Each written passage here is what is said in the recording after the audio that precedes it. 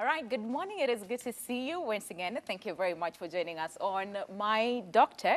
My name is Winnie Lubembe. Now, of course, that video pretty much says everything that we want to talk about today. But now for us, we'll go deeper into, the discussion, but also focus on diabetes and fasting. And you know what? There's a lot of buzz, about fasting, and that is not eating for a period of time or cutting back drastically for better health. Now, if you have diabetes, is it safe?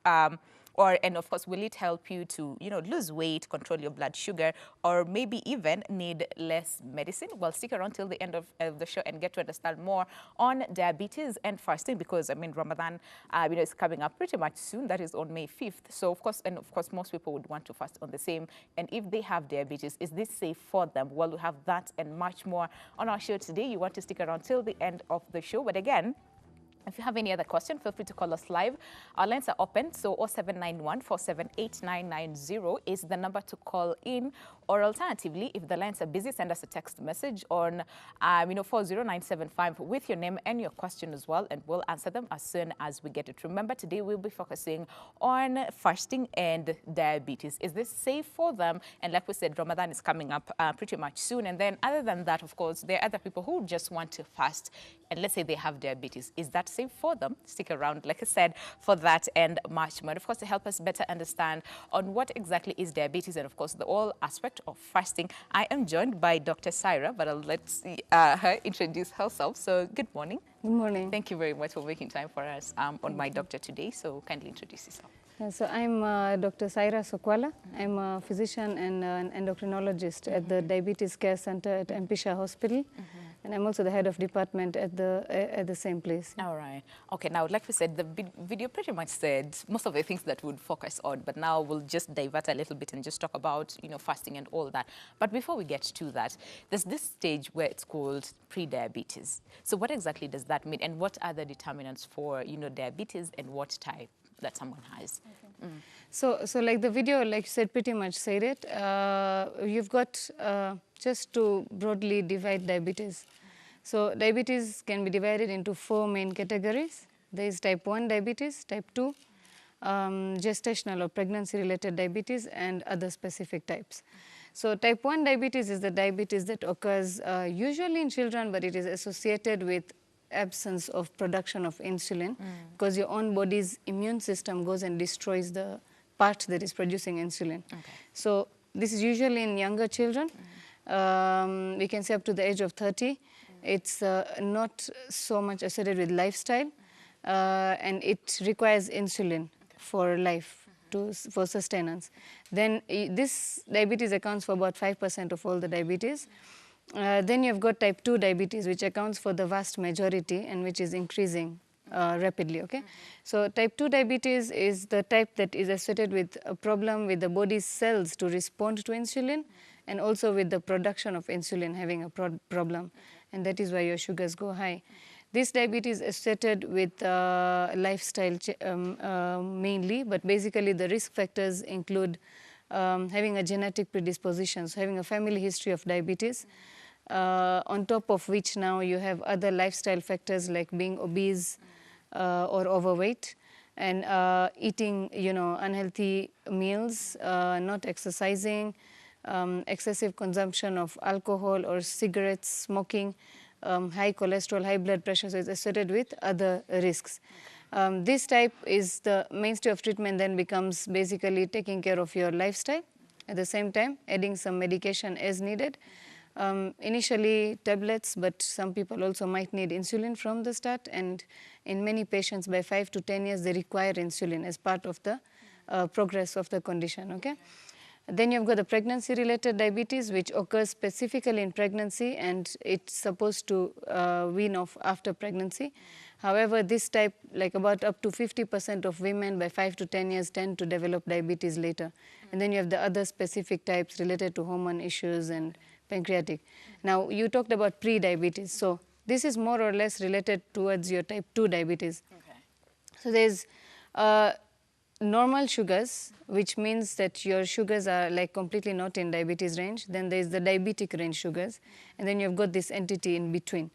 And it's very important to recognize this entity because potentially up to a third of these cases can be prevented from going to diabetes if the right kind of measures are taken. So what does this mean? So pre-diabetes is like if your sugars fasting before you have eaten any food are between 5.6 to 7. Less than 5.6 is normal. Between 5.6 to 7 puts you at a pre-diabetes. Above 7 is diabetes. If your after food sugars, 2 hours after food sugars are between 7.8 to 11, that probably indicates that you have.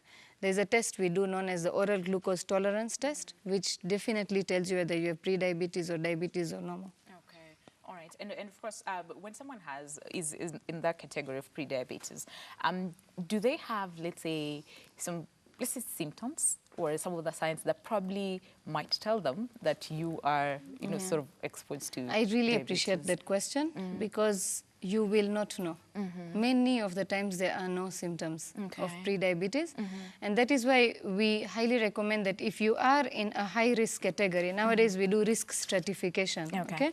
High-risk category means that you have any risk factors for developing diabetes, and you have a BMI, like your weight is over the normal weight that is required. So you're overweight or obese, on top of which you have got risk factors like having a positive family history of diabetes, basically having had diabetes in your pregnancy before or having given birth to a large baby for women, having risk factors like high blood pressure, high cholesterol, over the age of 45 years age, basically. So these are some of the risk factors which put you at risk. So you should get screened. Ideally, once a year at least, you should get your sugars checked if you fall in any of those categories. Okay, all right. And of course, when we talk about, of course, the different types of diabetes, and of course, the aspect that we'll be dealing with today, and that is on, fasting. So I want us to talk, especially for the gestational type of diabetes, which, of course, maybe there'll be, let's say a pregnant woman would want to fast. They have gestational, diabetes. Is this safe for the woman? Is this safe for the baby? But before that, let's just talk about, the gestational diabetes on its own. And then does it affect the baby or does it depend on the trimester? So gestational diabetes, like I mentioned briefly, is that the diabetes which comes in during pregnancy, let's say due to the pregnancy, more or less, detected at about 24 to 28 weeks. There's now a mandatory test that all women who are pregnant are supposed to go through, which is known again as the oral glucose tolerance test that I was telling you. So they undergo this test and detect whether they have gestational diabetes or not. So gestational diabetes definitely affects the baby because if you let your sugar stay high, then it definitely has a negative impact on your child. Yeah? First thing is that your baby's size will be big. So delivery will be a problem. They can have problems with shoulder, what you call a shoulder dystortions, which means problems with dislocations and deformities in the shoulders. Then again, there's a link between having gestational diabetes and your child later on having a higher probability of developing diabetes as well. Okay, at birth, the child's sugars might be too low if you do not control the mother's sugars in pregnancy. So definitely, it does have an impact overall. So and studies show that even the levels that you need for gestational diabetes for sugar control are not the same for diabetes of other types. It's much lower values that we look at. Okay. And the big question, of course, most women would have is, does it affect all women? Or are there, let's say, some women who are more exposed or more at risk of developing gestational diabetes as compared to the others? So of course, like I said, every woman who gets pregnant ideally is supposed to be screened for diabetes. So it doesn't choose and come more or less, but the women at higher risk are those who already have the risk factors for diabetes. Like if you have had diabetes in your previous pregnancy, you should start getting screened earlier. Not wait for those 24 to 48 weeks. Okay, even in the first trimester, you need to do the glucose tolerance test. For women who are overweight or obese before conceiving, they're at a much higher risk of any type of diabetes actually, and gestational more.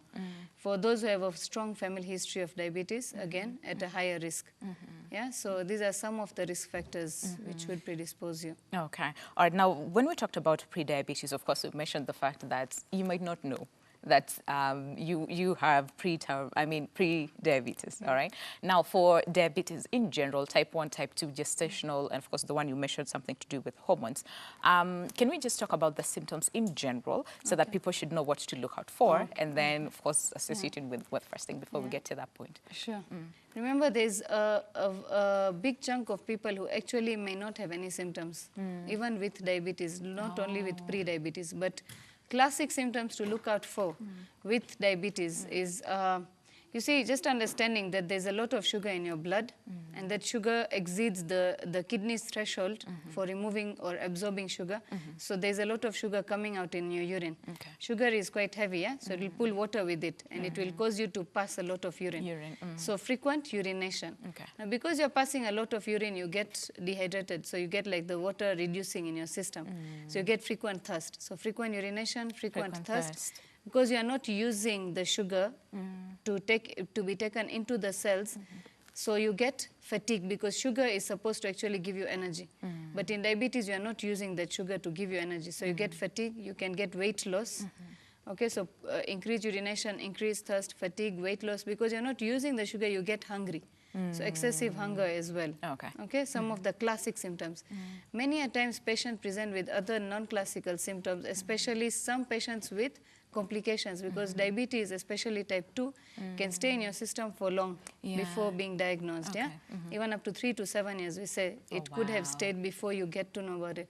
So you could have some of the complications, like we have patients presenting for the first time with blurring of vision, sexual dysfunction, frequent urine infections, you know, or for women, genital infections. So they could present first time with the complications, something to think about. All right. Now, when we talk about frequent urination, I know people will be like, so wait, suppose I take 2 liters of water a day, or let's say 3 liters of water a day. There's some people who can go up to, you know, 3 liters of water a day. But of course, there's that aspect of frequent urination. You would go to you know, pass urine over and over again. And I think this is something that most people don't like. They'll be like, I do not want to take too much water because I'll be forced to, to pass urine frequently. So the frequent urination, is it determinant on the amount of water you take, or whether you take 2 liters or whether you take 500 ml? There's that aspect of frequent urination. Yeah, so basically, you see, the whole mechanism is completely different here. Okay. When you're taking a lot of water, you know you are taking water whether you're thirsty or not. Or not, okay. Yeah, and you're passing. Okay. With diabetes, they can even take up to 5 liters because it's so excessive thirst, you know, there's that excessive thirst, because the main problem is passing a lot of urine. And that's why we have excessive thirst. Okay. So it's the other way around. So of course, there's no particular figure to determine that if you have this much, then you know that it is due to that water that you took. But generally, you would know if you're taking water compulsively, like basically intentionally you're taking extra water, then you expect to pass more urine. But when you see passing a lot of urine first to begin with, and you're getting excessive thirst and you're taking a lot of water, you're still, you see, you're not able to quench that thirst. The thirst, the thirst aspect, which is very important. Okay, all right. The dry mouth associated with it. Okay, all right. Now, let's talk about, you know, fasting. And of course, the question will be like, so fasting. People, of course, would want to fast for, you know, different reasons. Others do it because they want to lose weight. Others do it because, well, religion aspect. And others just want to just fast. So the big question is it safe? Is fasting safe for a person with diabetes? Yeah, so fasting, first of all, like you defined it very nicely, it is abstinence from food or water for a certain period of time for any reason, right? So it could be religious reasons, or it could be even what we call as technical or medical reasons for fasting, okay? Medical, for example, a person is told to do a test in the morning before eating food. We tell them to come fasting in the morning. That's a terminology used for medical reasons for testing.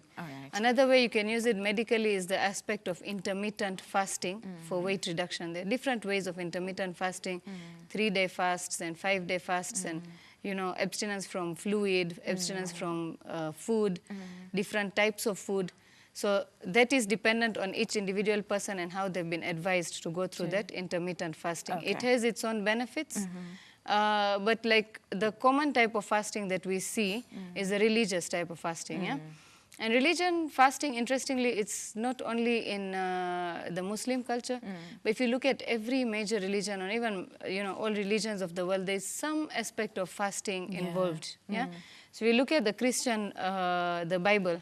So there's different types of fasting which Christians go for. There's the regular fasts which they abstain from. You abstain from fluids, but you can. I mean, you abstain from food, but you can take fluids from dusk to. I mean, to sunset, from dawn to dusk. There's the other fasting which is like complete absolute.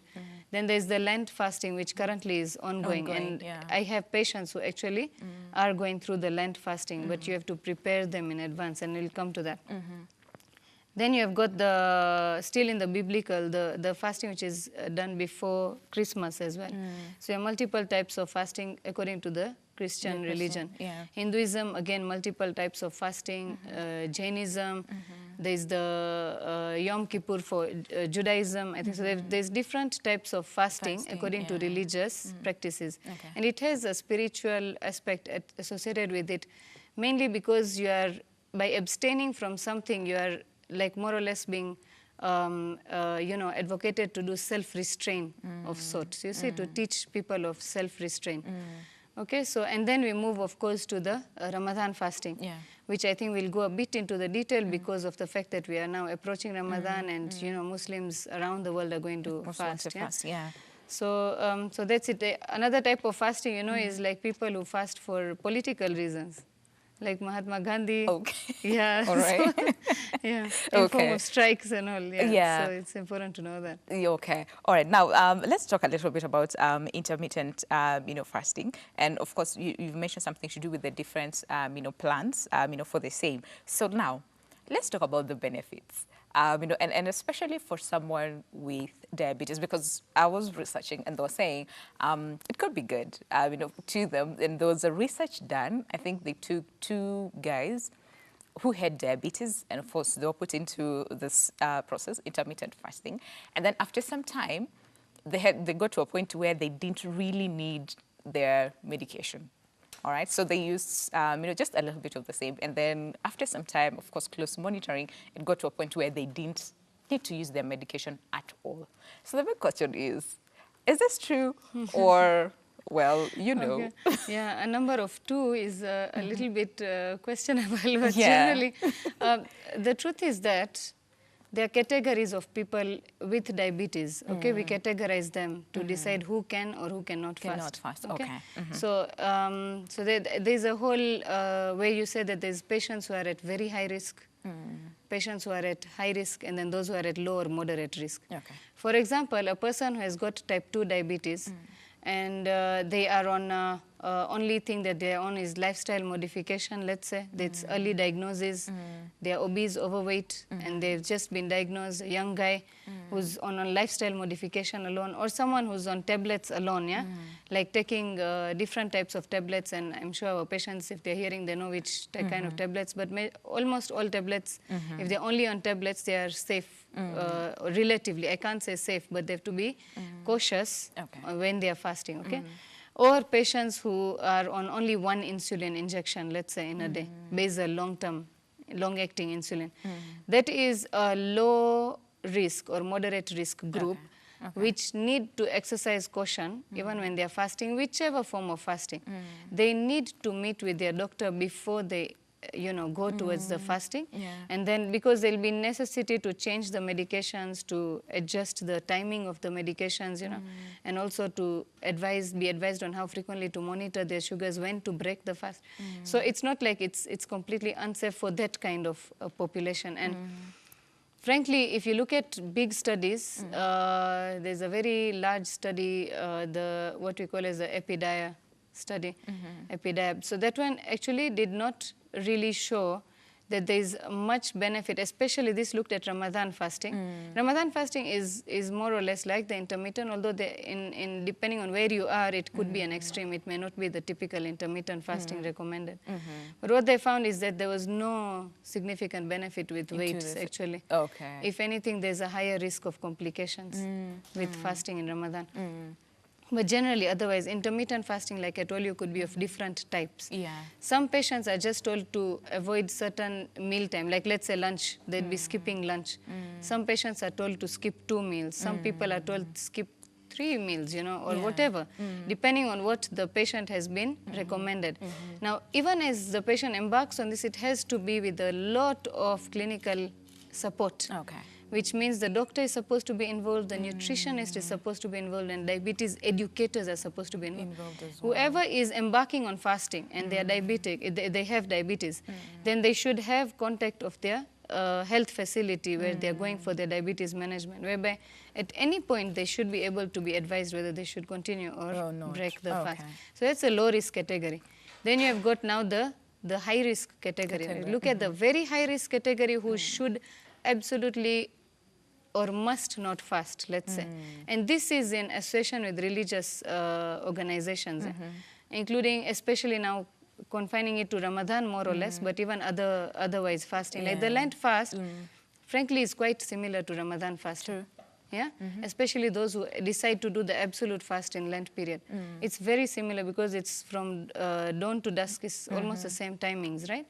So, so for the very high risk category that we are looking at, especially in Ramadan, is the people who have type 1 diabetes, who are poorly controlled, so who are on multiple insulin injections, or those who are pregnant and are on insulin, or they are on some other type of drugs called sulfonylureas. They are not supposed to fast. Okay? All right. Or even gestational diabetes, pregnancy in diabetes. You know, if you can be diabetes, you can have diabetes and then become pregnant. Sure. But if you're on insulin, you're not supposed to fast ideally. Okay? Yeah. The other risk is if someone has got frequent episodes of low sugars requiring assistance, which is known as hypoglycemia. Okay? So it is like sugars of less than 4 or any sugar which requires assistance to come up. So if they've had frequent episodes of hypoglycemia. In the last 3 months, they should not fast. Okay? Or they've been admitted with very high sugars for high sugars in diabetes. With any that's the severe complications of diabetes in the last 3 months, those people should not fast. Okay? All right. For people who have kidney disease, like those who are on dialysis, should actually must not fast. On dialysis or chronic kidney disease, you know, with related to diabetes stage 3 or basically stage 4 and 5, must not. Okay. And then, so these are certain categories, or they've got severe complications of diabetes already set in. These are categories who must not. Then you have the high risk, which should not, we say. But you have to exercise extreme caution. So if you have type 2 diabetes and you are on multiple injections of insulin, or you have type 1 diabetes which is well controlled, you see, type 1 diabetes puts it already at a high risk. So these are people who ideally, they should not fast overall, And if they must, you know, fasting is associated with a lot of religious and spiritual implications. And people want to fast even if they have the leeway. Okay? So if they must, then they should do it with a lot of caution. And there are certain things that they need to do. I think we'll come to that on what needs to be done before the before someone fasts. And then again, I think it's very important that you've mentioned, you know, those different categories and of course, you know, whether they should fast or not.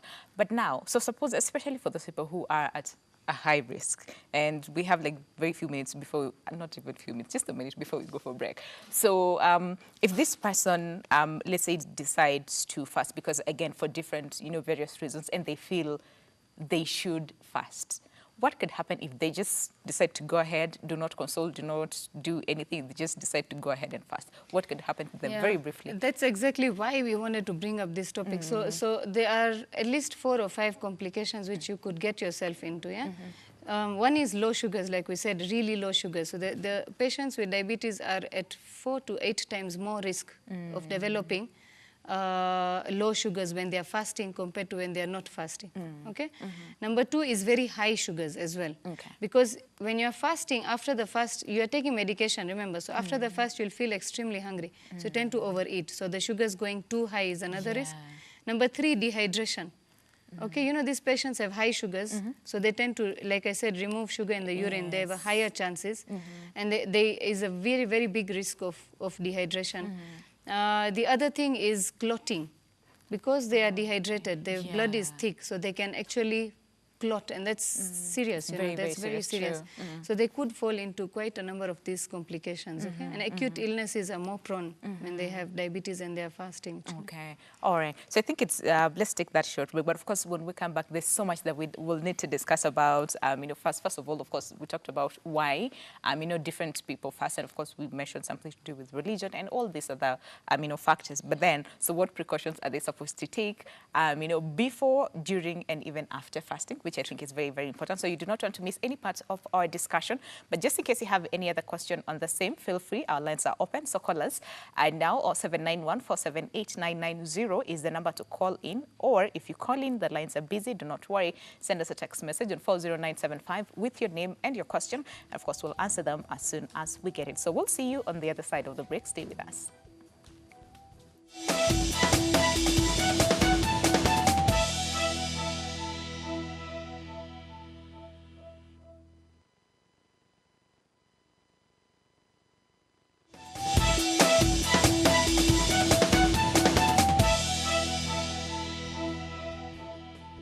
All right, thank you very much for staying with us. But just in case you're tuning in right now, this is my doctor. And today we are focusing on fasting and diabetes. So of course, like we said, you know, the big question is it safe?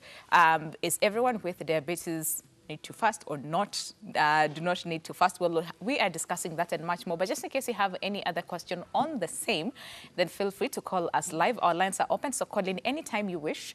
The number to call on is 0791-478-990, or alternatively, send us a text message on 40975 with your question, and of course, we'll answer them as soon as we get it. Now, before we went for break, of course, there was that aspect of so Ramadan is just around the corner, and of course Lent fast is ongoing.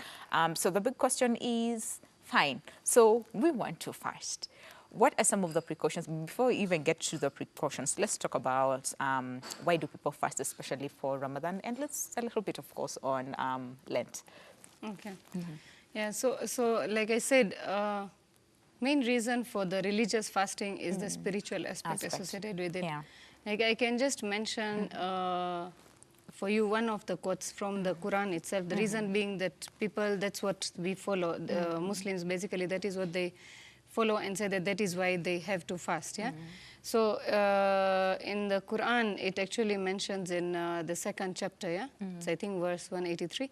But what it mentions is that fasting is prescribed for you, as it was prescribed for those before you, so that you may attain self-restraint. Okay. Okay. And what that just, if you like expand on that verse itself, what it simply means is that the reason why Muslims fast is that it is prescribed in their religious book that you should fast. It's a compulsory pillar of Islam. If you have attained the age of puberty, every Muslim ideally is supposed to fast. But what people don't consider is the verses that follow, that there is exemptions to fasting. Okay. So it continues to say in another verse is that those who are traveling or are sick, yeah, or of ill health, they are exempted from fasting. Yeah. And this has further then been expanded by the teachings of the Prophet and all that, okay? So there is a very strong spiritual association with fasting. Yeah. The Lent fasting, again, highly recommended in biblical scriptures, that it is recommended. And the main reason, if you look behind all this, is the self-restraint aspect, because you are abstaining not only from food, but also from other pleasures or other evils of life, evils in quotes, so that's subjective, you know. Yes. For example, like in the Islamic fasting, you're not only supposed to stay away from food and drink, you're also supposed to stay away from sexual activity during that time. Don't get me wrong that the whole month you abstain, but during the time of fasting, you're supposed to abstain from sexual activity. You're supposed to abstain from smoking, from all kinds of bad, like backbiting and, you know, all kinds of vices in life. You're actually supposed to stay away. So it's an opportunity to kind of get yourself restrained and on the right track, let's say, by fasting. So it's like basically it has a lot of strong association with all that. And then if you look at it from the religious perspective, your rewards are multiplied several fold during this month of fasting and as you're fasting. Okay. Yeah, but however, it's important for people to know that we do have restrictions, there are exemptions for fasting, and ill health is one of them. Okay. All right, so of course, the reason why we're talking about diabetes today. Okay, now, so fine, if someone wants to fast and of course they have diabetes, whatever type, what are some of the precautions that they need to take? Let's start with before we get into during the time Ramadan, of fasting. yeah. Yes. So, or any fasting, right? So, if you're intending to fast, please, you make sure you go and see your healthcare provider or your diabetes care team at least 4 to 8 weeks before the start of that fast. There's a whole lot of diabetes education that we take patients through to understand, and it takes time to get all this in place to be able to now fast safely if you are anyway intending to fast. We respect the decision that people, even in spite of having exemptions and being at high risk, do go ahead and fast. And we try our best to support that decision in the best way possible. Right. So precaution-wise, so first thing is, like what we are doing at the center is we are giving diabetes education by our educators, you know, free of charge. But that's what most people do before Ramadan or before the Lent fasting. So the thing is, what does it entail? There are 6 core components to this preparation for fasting. Okay. First thing, like I mentioned earlier, is risk stratification. Your healthcare provider needs to tell you whether you are at very high risk, at high risk, or at moderate or low risk for fasting. So you need to be risk stratified, and that also depends on a lot of factors. The type of diabetes you have, the medication you are taking, duration of diabetes, you know, complications that you have with diabetes, other diseases, type of work that you do. For example, a physical laborer cannot be at the same risk as someone who is on a sedentary job, you see.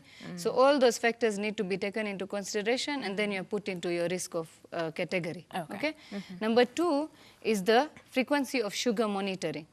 Okay, when you're fasting, you need to monitor your sugars more frequently than if in the non-fasting period. Okay, because like I said, the risks are there of low sugars, high sugars, dehydration, all those things. So your sugar monitoring has to be more frequent. Very frequent. So for people who have diabetes type 2 well controlled, we say that you can measure 2 to 3 times in a day. Okay, and the recommended time is at least you know, before you do your morning meal. So usually with Muslims, especially during Ramadan, you take a meal just before you start fasting. Just before dawn, you take a meal, and it's highly recommended to take that meal. So it's called suhoor, You take that meal, and just before taking the meal, you check your sugar. At least in the middle of the day, you check your sugar, like midday, and then just before you break your fast. And then preferably 2 hours after you break your fast. So these are some of the recommended guidelines. If you've got good sugar control, you have type 2 diabetes on tablets only. If you've got type 1 diabetes, you need to check your sugar at least 6 times in a day. If you decide to fast. Okay, or a pregnant woman who decides by any means that she wants to fast. Just to know that pregnancy and diabetes and fasting it has been shown in research to be associated with smaller babies and even some learning difficulties in your baby later on. So that's why fasting is so much not recommended for pregnant women, right? The other thing now, so then they'll have to check their sugars more frequently if they've they're pregnant or they've got type 1 diabetes and they, you know, by any means decide to fast, which they should not ideally.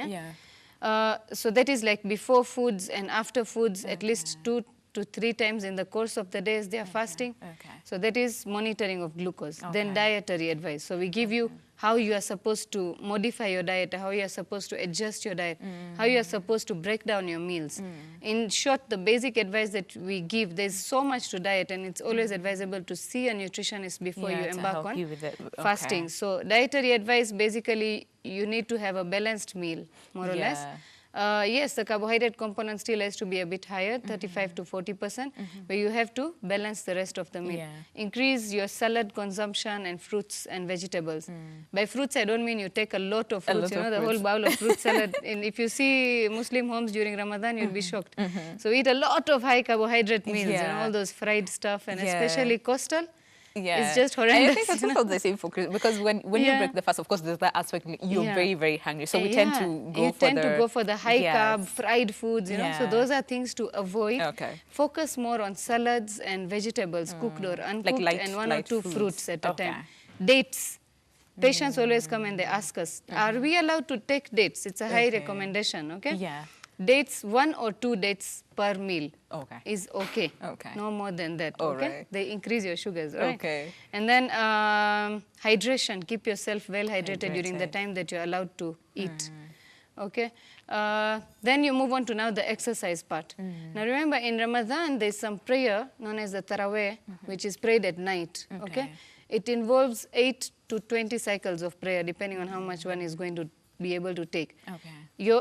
That prayer is included in the exercise plan. Part. Okay. So if you're supposed to exercise for 30 minutes and you're praying Taraweh for 30 minutes, that is already part of your daily exercise. Yeah? Okay. And trust me, people cannot do more than that, more or less, during that fasting. You're already tired from fasting. Yeah. You know? The other thing is now when to break your fast. Very, very important.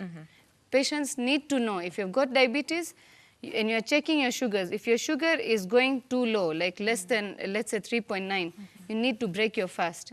If your sugar is high, and your doctor will tell you which level it is for you specifically, at which point you need to break.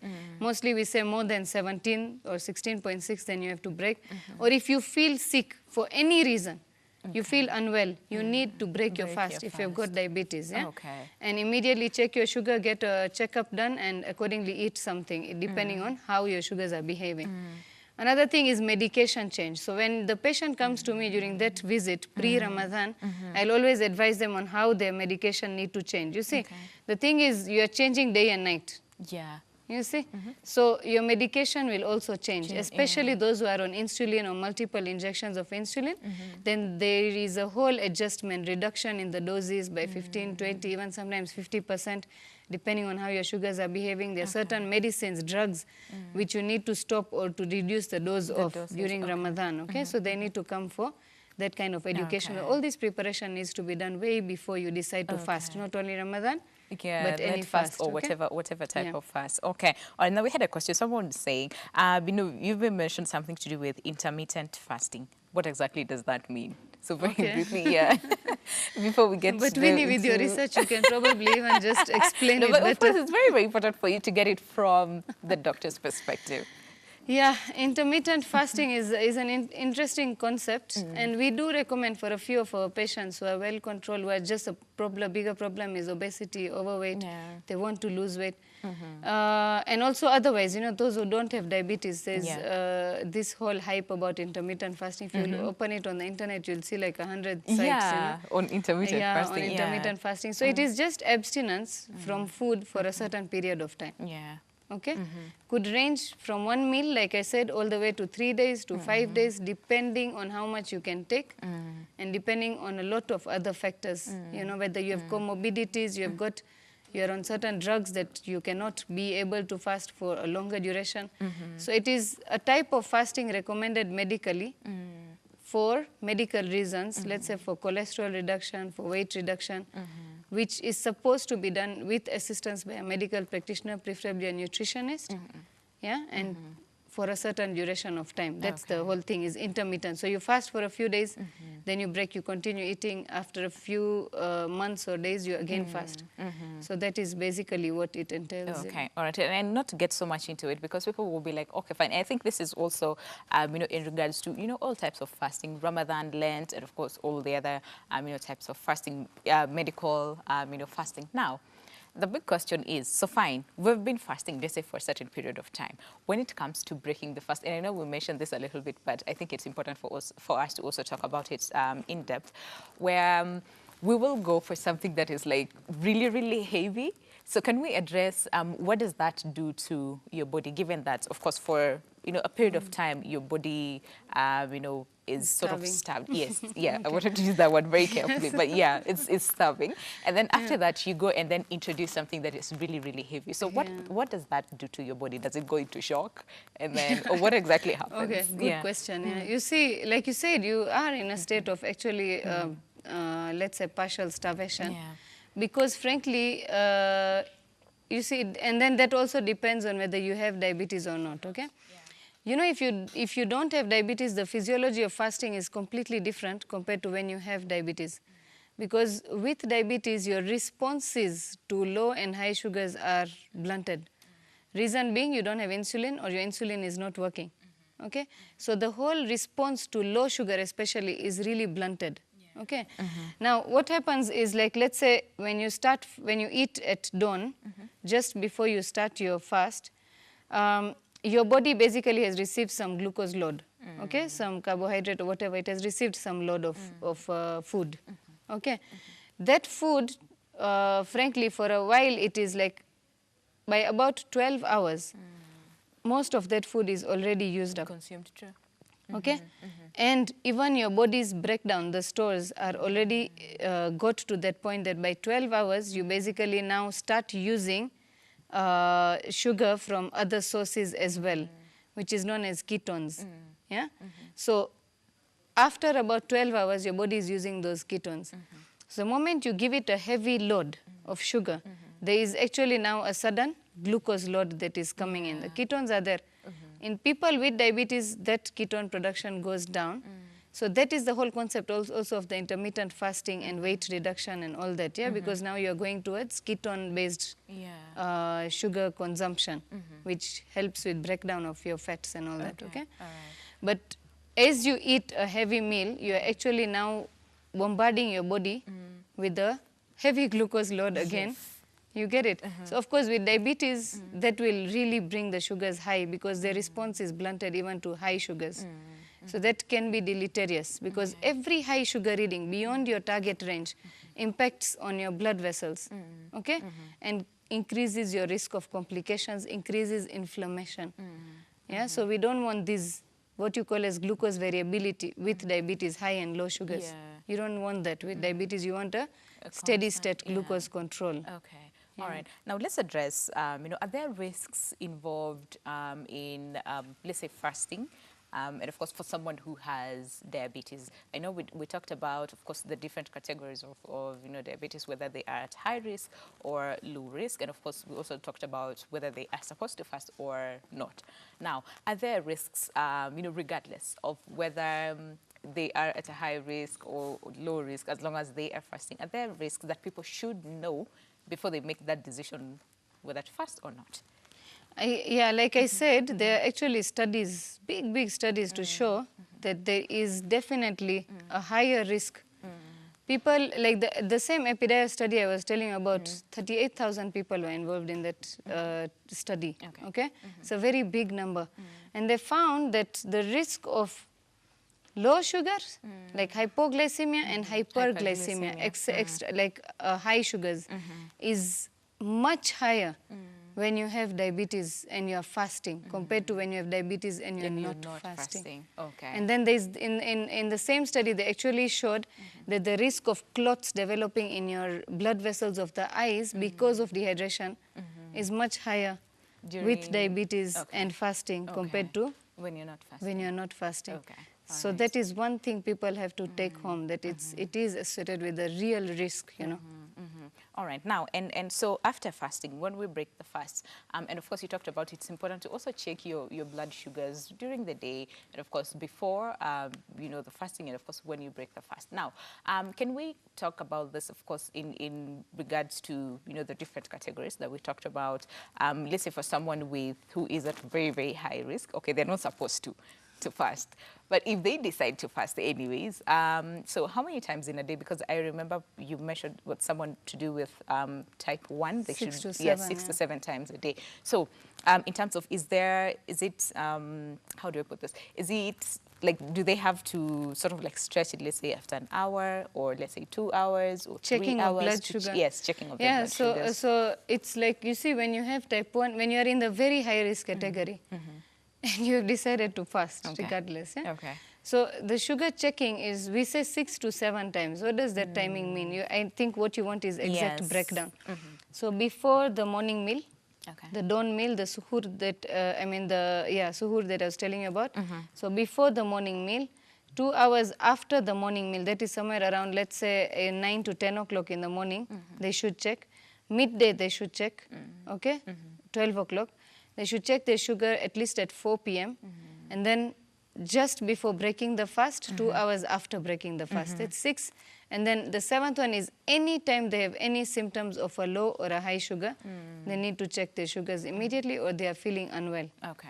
Yeah, same. So the whole category of very high risk, which we mentioned, type 1 diabetes, those who have got, you know, there's some very bad complication of diabetes, which has been for long term, especially with type 1, is known as hypoglycemia unawareness.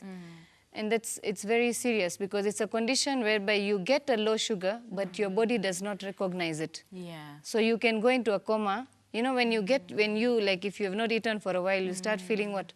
You feel hungry, you feel you're having tremors, you're shaking, you're maybe even dizziness. And that is a response your body is giving you to go and eat food.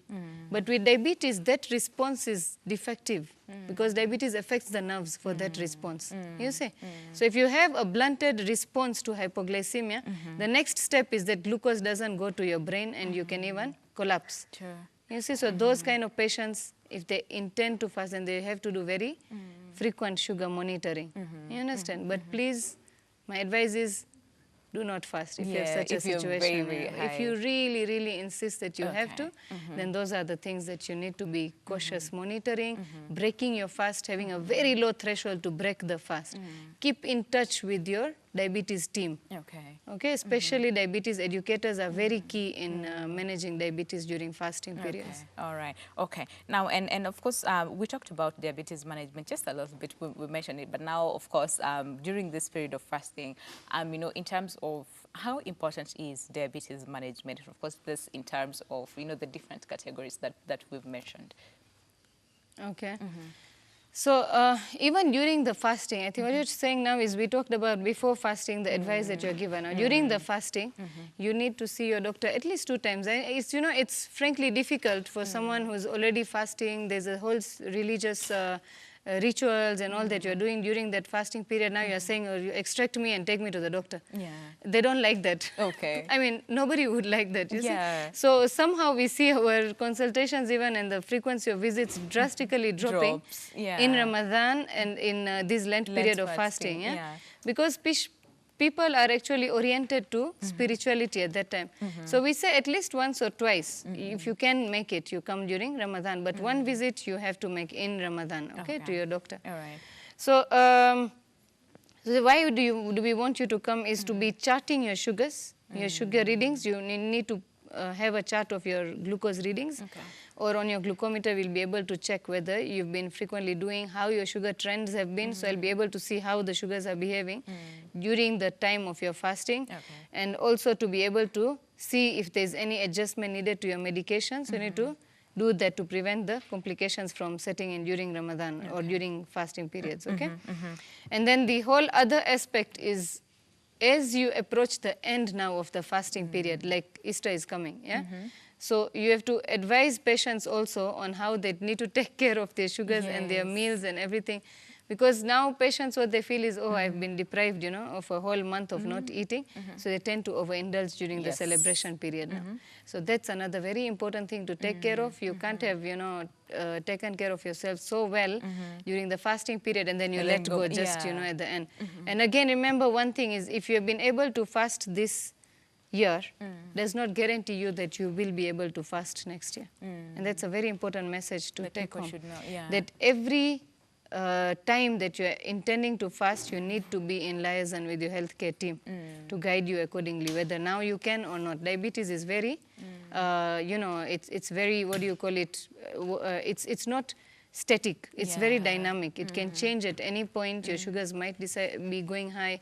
You develop a complication, you know, and so your whole picture changes. Your risk category becomes different. Okay, so now we should not overindulge. So what should we do? You know, so after, so we're done, of course, deprived of body of, you know, certain things during this period of fasting, Ramadan, Lent, and all these others. And then we we've been doing really, really good, okay? So before, we went, of course, for all our checks and all that, being in constant communication with, let's say, you know, the diabetes team and all that, doctors and all that. During, you know, fasting as well, people have been doing really good. So after, and you said this is very critical because people tend to let loose and overindulge and all that. So of course, it's very, very important to also, I mean, for people to take care of themselves after, which is the, I think, critical, you know, part. So what are they supposed to do? Yeah. So actually, one of the reasons for this whole discussion is because that is the worst time, you know. Yeah. Leave that, any celebration after festivities, post-festive season, okay? There is always a problem because the sugars have just go out of control, you know. So what people have to realize is that diabetes is not going away from your body, okay? Whether it is during fasting, after fasting, whatever the case, it's still there. So during the festive season, I know the problem is you go to different houses, different places, religious, you know, gatherings, and not even religious, family, social gatherings. And the only kind of food available is unhealthy type of food, yeah? So you need to plan before you even reach that time on how you are going to manage your sugars during that time. All right. So we even advise patients to, you know, they don't stick at home, obviously, but you can carry your, at least your basic meals. Let's say you're invited to someone's place. You can find out what kind of food they're going to be preparing at that place. And if it doesn't suit your target diet, then you request them that, okay, I'll just bring a meal, you know. You can even take a healthy meal. And it will be a good social gesture, and you'll also be sorted out yourself. You get it? There's so many things. That's a whole topic that we also advise patients on festive season and sugar control. All right. And unfortunately, we have to end the show right here, right now. But all the same, thank you very much. And like you said, this is like a very, very important, you know, discussion to have, especially during this period where Lent is ongoing. Ramadan is coming up, you know, in a few weeks' time. So it's very, very important for people to understand all this. So thank you very much.